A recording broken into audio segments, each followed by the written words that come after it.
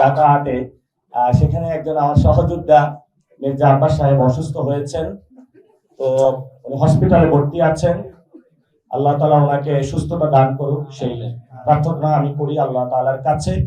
এবং সেটা যেটা হাদিসে এসেছে, মনে হয় আমি যদি ভুল না করে থাকি, তোমরা অসুস্থতার পূর্বে সুস্থতাকে নিয়ামত মনে করো এবং যৌবনকে হলো নিয়ামত মনে করো বৃদ্ধ হওয়ার পূর্বে। এই দুইটাই হলো আমাদের গুরুত্বপূর্ণ সময়।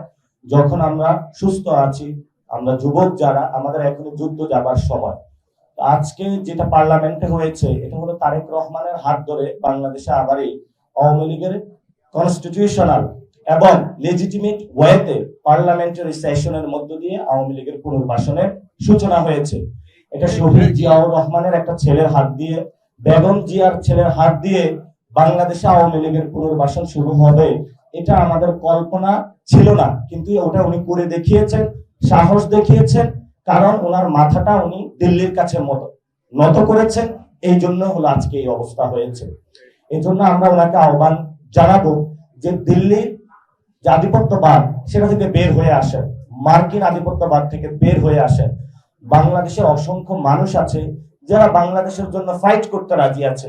আপনি যদি তাদের কাছে গিয়ে আত্মসমর্পণ করেন, তাহলে বাংলাদেশের মানুষ আপনার থেকে মুখ ফিরিয়ে নেবে। আজকে সালাউদ্দিন সাহেব বললেন যে অভ্যুত্থানের পরে চুপ্পুর কাছে যারা উপদেষ্টা ছিল তারা কেন শপথ নিয়েছিল।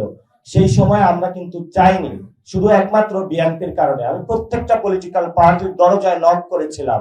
আমি মির্জা ফখরুল থেকে শুরু করে জামায়াত ইসলামী, প্রত্যেকটা ইসলামিক আন্দোলন থেকে প্রত্যেক রাজনৈতিক দলের কাছে গিয়েছিলাম এই চুপ্পুর পদত্যাগের দাবিতে। আমরা মাঠে আন্দোলনরত ছিলাম। তো আজকে একটা ইনফরমেশন দিব, যেই সময়ে বঙ্গভবনে চুপ্পুর পদত্যাগের দাবিতে আন্দোলন হচ্ছিল, সেই সময় যিনি বর্তমান আর্মি প্রধান ওয়াকার সাহেব, উনিও আমাদের কাছে সময় চেয়েছিলেন যে আমাকে একটু সময় দেয়, আমি দেশে এসে এটার একটা বিহিত ব্যবস্থা করব। তো সেই সময় আমরা ধৈর্য ধারণ করেছিলাম রাষ্ট্রের স্ট্যাবিলিটির জন্য। বিএনপি বলেছে একটু সময় নেওয়া প্রয়োজন, পরবর্তীতে এইসব আওয়ামী লীগের যেগুলো লেসপেন্সার আছে অটোমেটিক বিদায় হয়ে যাবে।